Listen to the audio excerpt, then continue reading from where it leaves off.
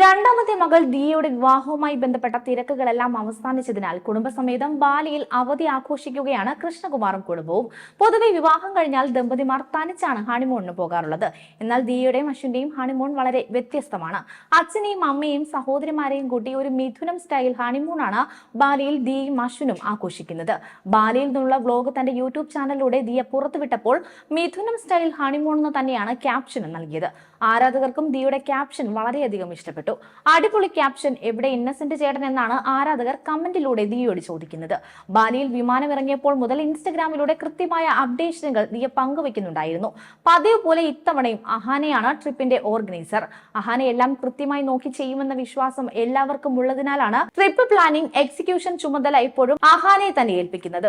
ദിയയുടെ വിവാഹം കഴിയുന്നതിന് മുമ്പ് വരെ 6 പേർ അടങ്ങുന്ന സംഘമായാണ് കൃഷ്ണകുമാറും കുടുംബവും ട്രിപ്പുകൾ പോകാറുള്ളത്. അശ്വിന്റെ വരവോടെ അംഗസംഖ്യ 7 ഉയർന്നുവെങ്കിലും 7 പേരുണ്ടെന്ന തോന്നലില്ലെന്നാണ് സിന്ധു കൃഷ്ണ പറഞ്ഞത്. മരുമകനെ ട്രീറ്റ് ചെയ്യുന്നത് പോലെയല്ല, ഒരു മകനെ പരിപാലിക്കുന്നത് പോലെയാണ് സിന്ധുവും കൃഷ്ണകുമാറും അശ്വിനെ സ്നേഹിക്കുന്നത്. ബാലിയിലേക്ക് ആദ്യമായാണ് കുടുംബം എത്തുന്നത്. അതിന്റെ സന്തോഷം എല്ലാവരുടെയും മുഖത്തും ഉണ്ടായിരുന്നു. ആദ്യം കുടുംബം പോയത് പ്രശസ്തമായ ബാലി സ്വിംഗ് ആസ്വദിക്കാനാണ്. ദിയയും അശ്വിനും കപ്പിളായും സിംഗിളായും സ്വിംഗ് എക്സ്പീരിയൻസ് ചെയ്തു.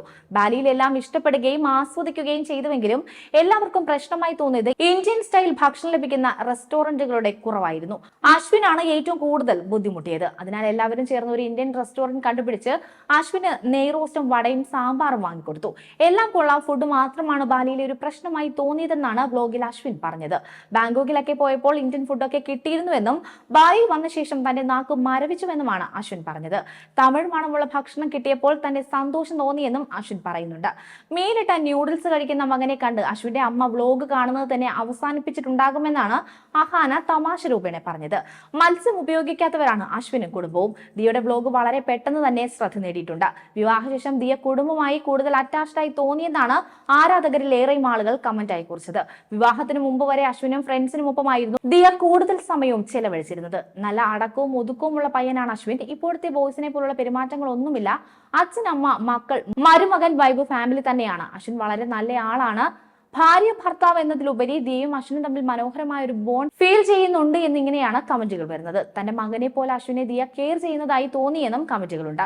ഹണിമൂണിന് മുഴുവൻ ഫാമിലിയെയും കൊണ്ടുപോയ ഓസിയാണ് തങ്ങളുടെ ഹീറോ എന്നും തമാശയായി ആളുകൾ കുറിച്ചു. 2 വർഷത്തോളം നീണ്ട പ്രണയത്തിന് ശേഷമാണ് അശ്വിനും ഓസിയും വിവാഹിതരായത്. അതേസമയം നടൻ കൃഷ്ണകുമാറിന്റെ കുടുംബത്തിന് വലിയൊരു ആരാധക വൃന്ദം സോഷ്യൽ മീഡിയയിലുണ്ട്. കൂടുതൽ വാർത്തകൾക്കായി B4 Blaze ഫോളോ ചെയ്യൂ, സബ്സ്ക്രൈബ് ചെയ്യൂ.